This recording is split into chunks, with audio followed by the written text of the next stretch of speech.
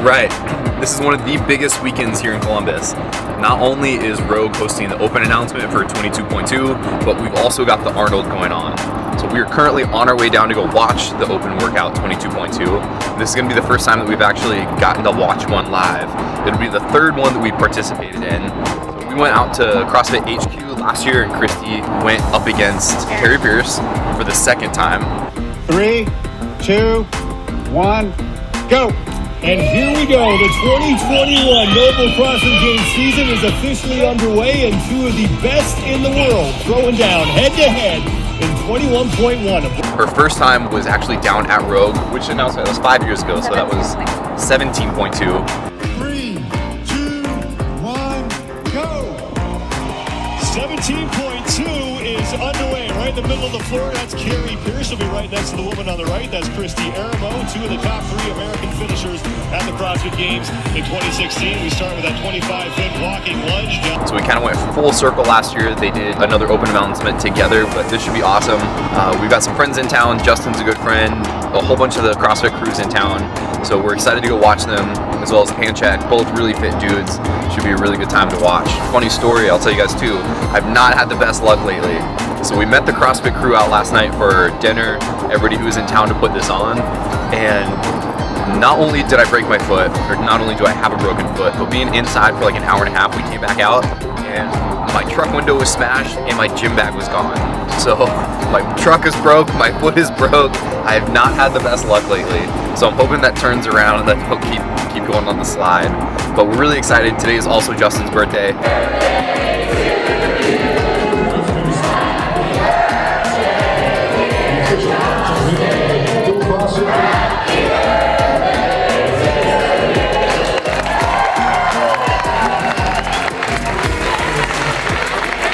Hopefully you guys can send him some wishes, send him some love, and wish him happy birthday. I cannot believe it's been 5 years since I did my first open announcement.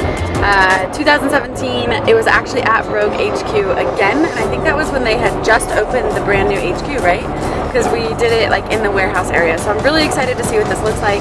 It's just like time flies, and it's fun to be able to sit back on the sidelines and watch and know what the athletes are going through. So even though it really doesn't mean anything, you're still so nervous. You want to put your best foot forward.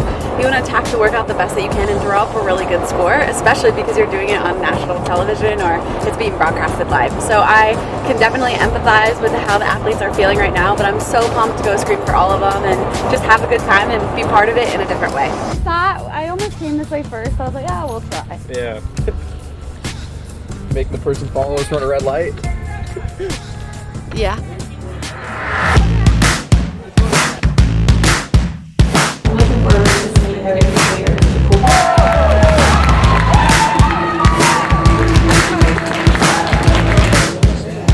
I think we're gonna have a triplet of thrusters, chest to bar, and double unders. 4-time, a couplet of deadlifts, and what everyone loves, bar-facing burpees.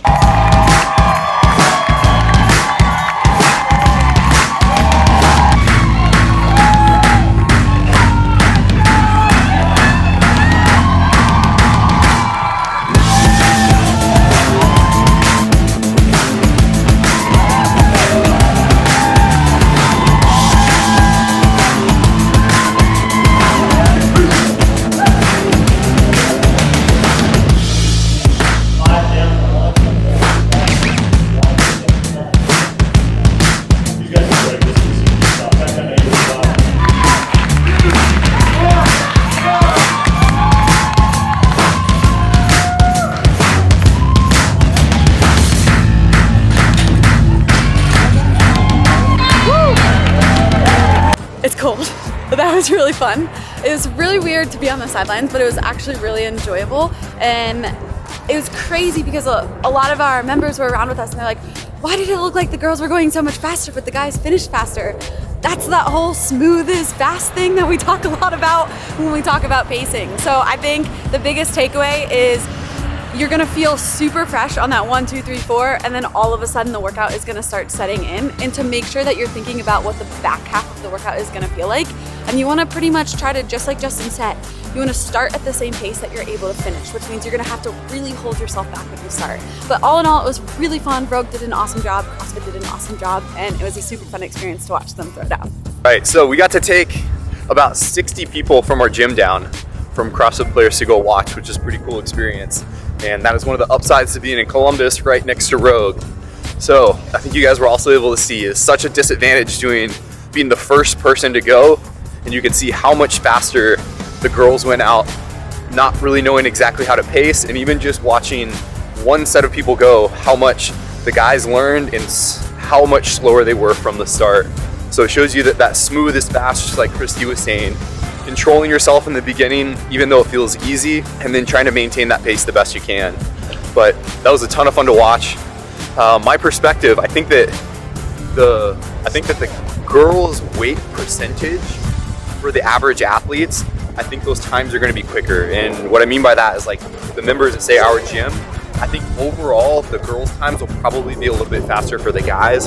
I think that weight for them is just a little bit easier to move than that 225 for the majority of, like, our gym members, like they would be at our gym. At the top level that may change a little bit, but I think that 225 for the guys is going to add up more than that 155 does for the girls on this one. But I would come up with a good game plan from the start. I'd plan on giving it one good go, because I think this one is going to be a hard one to repeat. So good luck to you guys, have fun, and let us know how you did.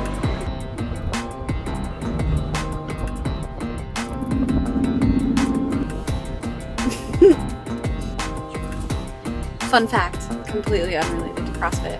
When Pat and I started dating, I drove a bright blue Mini Cooper that had a race car stripe down the front, and it had race tires, and it was automatic. Well, now I'm in a Jeep, and he had to teach me how to drive manual, and I still wouldn't say I'm the best at it, but I almost threw him through the windshield a couple times. I think I'm pretty smooth these days. I don't know if you would agree or disagree.